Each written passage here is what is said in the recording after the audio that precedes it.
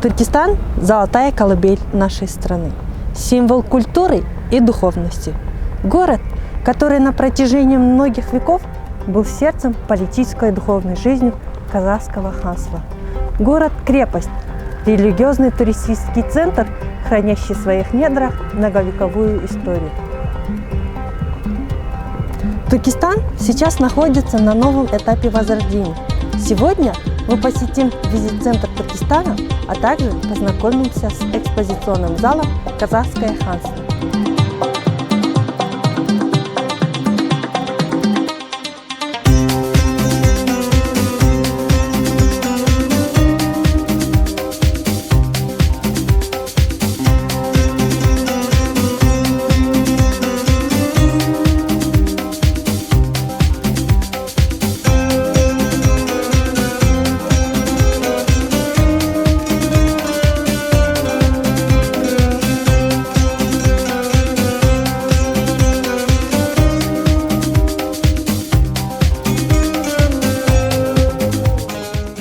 Сәлеметсіздер ме, құрметті көрермендер, Түркістан қаласындағы визит орталығына қош келдіңіздер.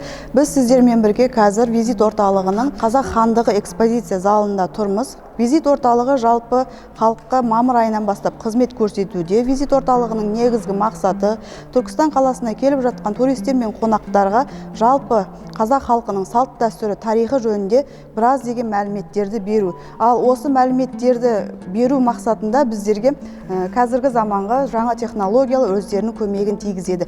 Біздің бірінші экранымызға қарайтын болсаңыздар, бұл 7D әсеріндегі голографиялық экран. Голографиялық экранда Түркістан қаласындағы салынып жатқан көптеген ғимараттардың голографиясын көре аламыз. Яғни олар үшін 7D очкисын қолданамыз. Сіздердің көріп тұрған экрандарыңыз бұл бір голографиялық экран деп аталады, 7D әсерін береді. Бұл голографиялық экранда Түркістан қаласында салынып жатқан көптеген ғимараттарды очкимен көре аламыз. Назарларыңызды Түркістан қаласының рухани мәдени орталығының макетіне аударсам. Рухани мәдени орталық макетінде осы аймақта салынатын Қазақ драма театры, Хэмптон қонақ үйі, Неке сарайы, Ұлы Дала елінің музейі және Қожа Ахмет Яссауи музейлері макеттері түскен.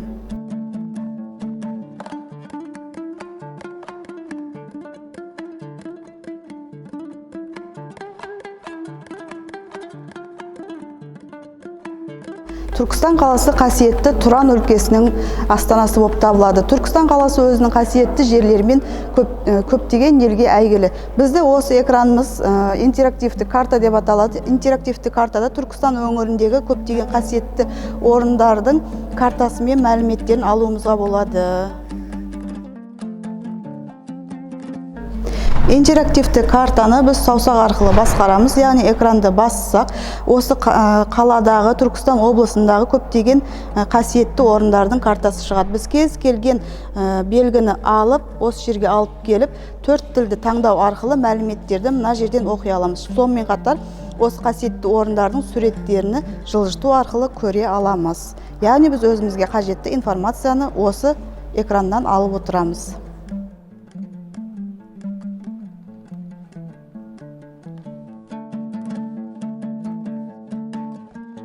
Біздің бірінші витринамызда тарихи мәдени этнографиялық орталықтың қорынан алған этнографиялық экспонаттар қойылған.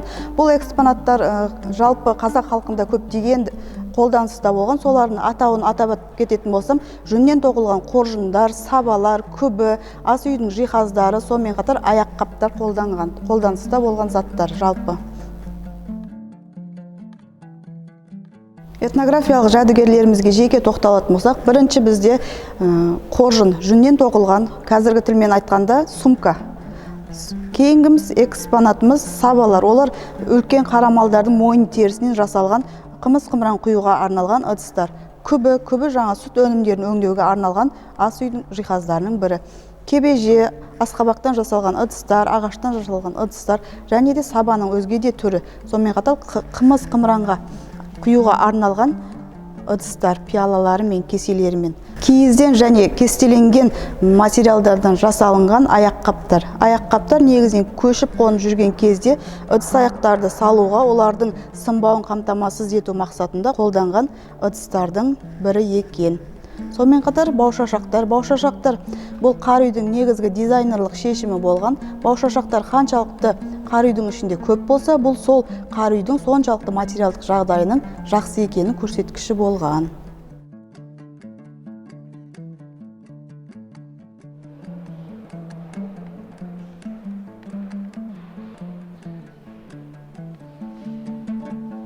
Біздің келесі витринамызда қолданыста болған киім үлгілері көрсетілген. Қыз баланың түлкі ішігінен жасалған тоны. Сонымен қатар етігі, қазақ әйелінің ұлттық етігі көннен жасалынған 20 ғасырдың бастарында қолданыста болған.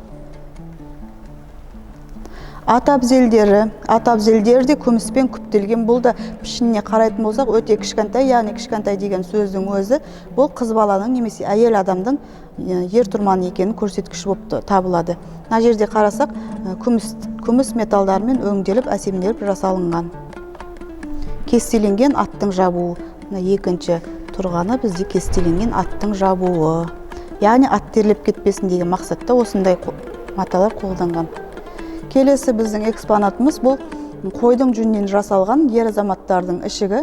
Ер азаматтардың ішігі негізінен қойдың жүнінен және қасқырдың жүнінен жасалынған түрлері болады екен. Сіздердің назарларыңызға ұсынып отырған экспонатымыз қойдың жүнінен жасалып, бұның түсі анардың қабығын қайнату әдісімен осындай сары түс берілген. Ер азаматтар жас ерекшелігіне қарай қойдың жүнінен тігілген ішіктерді киген. Бұлар 40-45-ке дейінгі ер азаматтардың киімі, ал одан үлкендер аталарымыз қасқырдың терісінен жасалған ішіктерді киіп отырған. Саптама етік. Бұның саптама етіктің бір ерекшелігі оң және соң деген аяқтары жоқ. Яғни екі аяққа да бірдей киіле береді.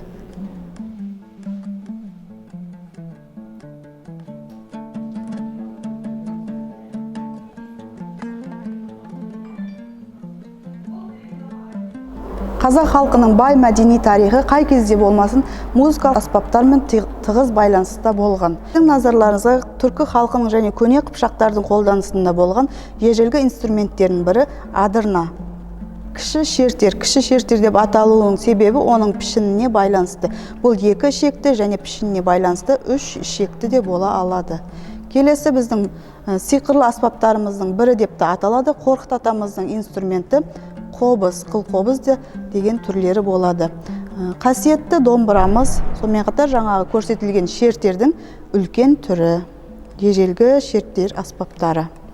Назарларыңызды әшекей бұйымдарына аударсам, әшекей бұйымдардан бізде мына жерде білезіктер тұр. Білезіктердің сом білезік, жарма білезік және бес білезік деген түрлері болады. Бұл жердегі білезіктер 19 ғасырдың бас жағында жасалынған үлкен апаларымыздың сом білезіктері назарларыңызға ұсынылып тұр. Бұл жерде білезіктердің көзі ақық көздермен қондырылған, яғни орысшасын айтатын болсақ, сердолик тастар. Қыз келіншектердің, әйел адамдардың саусақтарының негізгі көркі болып жүзіктер саналған. Жүзіктердің бізде мына жерде бірнеше түрі бар. Бұларды 19-18 ғасырларда қолданыста болған. Құс тұмсық жүзіктер, отау жүзіктер, балдақтар. Сонымен қатар күмістен жасалынып, алтынмен қапталған түймелер. Түймелер негізгі ежелде әжелеріміз той-томалаққа барған кезде өздерінің бала-шағасына көз тимесін деген мақсатта қанша бала-шағасы болса, сонша түймет қадаған екен. Шашқа тағатын негізгі әшекей бұйымдардан бізде 19 ғасырда қолданыста болған, реконструкциядан өткен шашбаулар мен шолпылар. Сонымен қатар өңір жиек, шекеліктер.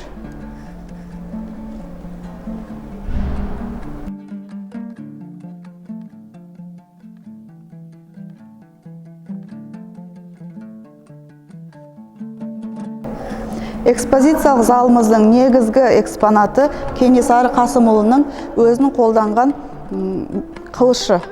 1931 жылы осы қылышты Шымкент қаласында өлкетану музейіне Кенесары Қасымұлының мұрагерлері тапсырған екен. Қазір біздің экспозиция залымызда орын тауып тұр.